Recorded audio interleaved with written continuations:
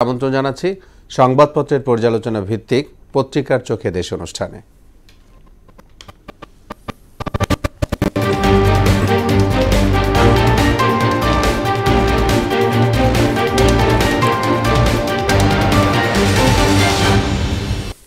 অনুষ্ঠানে আজকের অতিথি মোহনা টেলিভিশনের যুগ্ম বার্তা সম্পাদক নাসির উদ্দিন।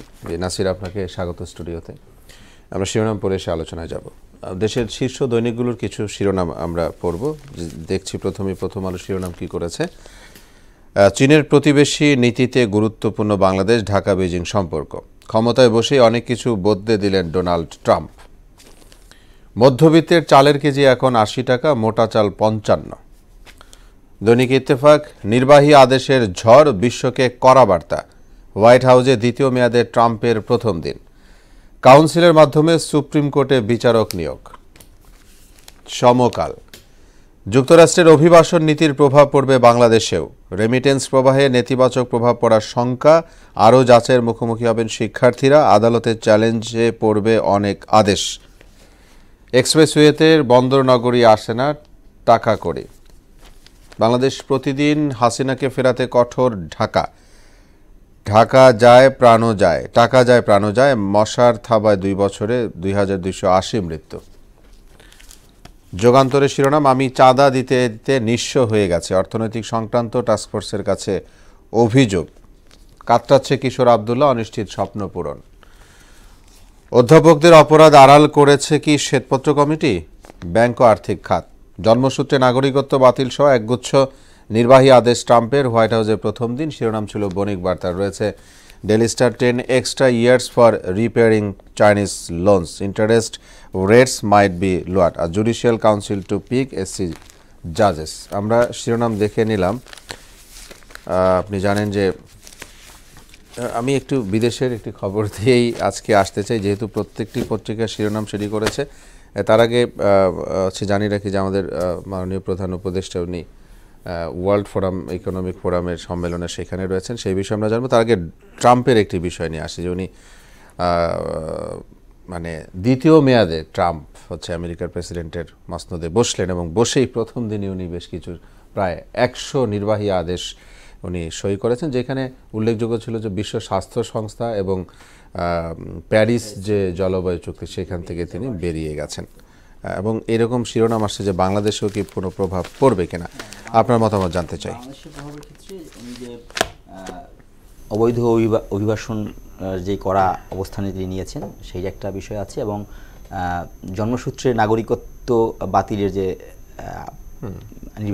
আদেশটি উনি দিয়েছেন করলে সেই সব ক্ষেত্রে বাংলাদেশের উপরে প্রভাব পড়ার এক ধরনের শঙ্কা আছে। কারণ হচ্ছে ধরেন এখান থেকে আমেরিকা তো এখনও ড্রিম আসলে মানুষের কাছে, সেই ড্রিম পূরণে অনেকেই কিন্তু বিভিন্ন পথেই যাচ্ছে আমেরিকাতে। যাওয়ার পরে যদি জন্মসূত্রে পরবর্তী প্রজন্ম যদি জন্মসূত্রে তারা নাগরিকত্ব পেয়ে যেত, সেটা এক ধরনের ভালো দিক ছিল এতদিন পর্যন্ত। আপাতত এখন যেটা ট্রাম্প আসার পরে যেটা করলেন সেই বিষয়টা এখন তাকে বন্ধ হয়ে যাচ্ছে। সুতরাং সেক্ষেত্রে বাংলাদেশিদের উপরে অভিবাসন নীতির কারণে এক ধরনের চাপ বাড়বে, এটা বোঝাই যাচ্ছে। এবং ট্রাম্পের এই যে কড়া বার্তা, উনি প্রথম শপথ নেওয়ার পরেই যে ধরনের 78টি নির্বাহী আদেশ তিনি সই করলেন, সেখানে একরকম বলা যায় যে বাইডেন প্রশাসনের যত সিদ্ধান্ত ছিল সেই সিদ্ধান্তগুলোর পুরোপুরি উল্টে যাচ্ছে, সিদ্ধান্তগুলো থাকছে না। এবং বিশেষ করে যুদ্ধর ক্ষেত্রেও এক ধরনের বার্তা পাচ্ছে। উনি বলছিলেন নতুন করে যে বার্তা, একটা বিষয় একটু হতাশ হওয়ার মতো বিষয়ই, গাজার সঙ্গে যে ইসরায়েলের যে যুদ্ধবিরতি নিয়ে যে একটা চুক্তি বাস্তবায়ন শুরু হয়ে গেছে, উনি বলেন যে খুব একটা আশাবাদী নন। উনি প্রথম দিনে জিনিস যখন স্বাক্ষর করছিলেন তখনই তিনি বললেন যে খুব একটা আশাবাদী নন। কোন বিষয়ে আশাবাদী নন? এই যে যুদ্ধবিরতি কার্যকর হবে নাকি কার্যকর করা উচিত না? হ্যাঁ, মানে কার্যকর তো হয়েছে, আপাতত হয়েছে, কিন্তু বলছি কতদিন থাকবে। আচ্ছা, অর্থাৎ মানে চুক্তিটা কার্যকর হলে সেটা বাস্তবায়নটা কতটা হবে বা কতদিন এই ধরনের ধারা অব্যাহত থাকবে, এটাই মনে হচ্ছে ওনার এটা শুনে। সেই জায়গাটাতে উনি বলছেন যে খুব একটা আশাবাদী নন। তো এই একটা জায়গায় একটু হতাশার কথাই মনে হচ্ছে। বাকি হয়তো রাশিয়া ইউক্রেন যুদ্ধে বন্ধে উনি চাচ্ছেন দ্রুত পদক্ষেপ নিতে, বিশেষ করে পুতিনের সঙ্গে বৈঠকের বিষয়ে তার আগ্রহ আমরা দেখছিলাম। সেই সব দিক চিন্তা করলে রাশিয়া ইউক্রেন যুদ্ধ বন্ধে এক ধরনের পদক্ষেপ তিনি নেবেন এবং সেটা আশা করাই যায়। তবে এই জায়গাটাতে যদি গাজা এবং ইসরায়েল তাদের যে দীর্ঘদিনের যে সংঘাত সেটি যদি নিরসন করতে উনি পদক্ষেপ রাখেন, সেটা নিশ্চয়ই মানে খুব ভালো একটা দিক হবে পুরো বিশ্ব পরিস্থিতির জন্য।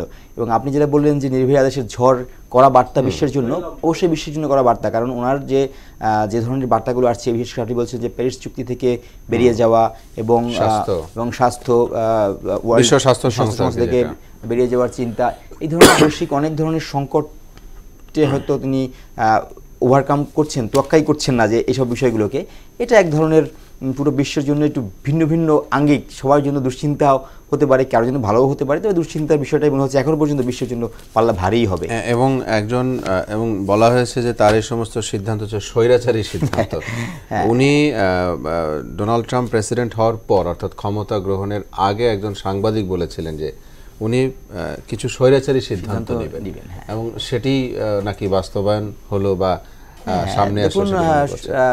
উনি ক্যাপিটাল হিলে যে 1,500 যে অতিথির যে একটা সংঘাতের সময় তাদেরকে তিনি প্রথম দিনে সাধারণ ক্ষমা ঘোষণা করলেন, এই নানান ধরনের যে সিদ্ধান্তগুলো আসলো, হ্যাঁ, তো এইগুলো নিয়ে আসলে এক ধরনের সবার ভিতরেই শঙ্কা যে উনি বিতর্কিত এমন কিছু সিদ্ধান্ত তিনি নিজে নেবেন, সেটা আসলে উনি যখন নির্বাচিত হলেন তারপর থেকে কিন্তু বোঝাই যাচ্ছিল ওনার সেটা সেই দিকেই হাঁটছে আসলে ডোনাল্ড ট্রাম্প এখন। আর তাছাড়া সবচেয়ে বড় কথা যে ডোনাল্ড ট্রাম্প তো আরও একবার আমেরিকার প্রেসিডেন্ট ছিলেন, সেইখানকার মানুষ এবং অবশ্যই পৃথিবীও সেই বিষয়গুলো জানে উনি কেমন রাষ্ট্র চালিয়েছেন। আমরা প্রত্যাশা করি সবকিছু ভালো হোক। তারপরে তো তিনি দ্বিতীয় মেয়াদে কিন্তু বেশ বড় এক ধরনের ব্যবধানে কিন্তু জয়ী হয়ে আসলেন, বিরাট। সেটাই নিশ্চয়ই পেছনের একটি প্রভাব তো নিশ্চয়ই আছে। জি, একটি শিরোনাম একেবারেই কেউ করেছে আলোচনায় আসছে তা না, আসলে এই আলোচনাগুলো চাপা কান্নার মধ্যে পড়ে থাকে। প্রথম আলোটি শিরোনাম করেছে মধ্যবিত্তের চালের কেজি এখন 80 টাকা, মোটা চাল 55। কি বলবেন আপনি?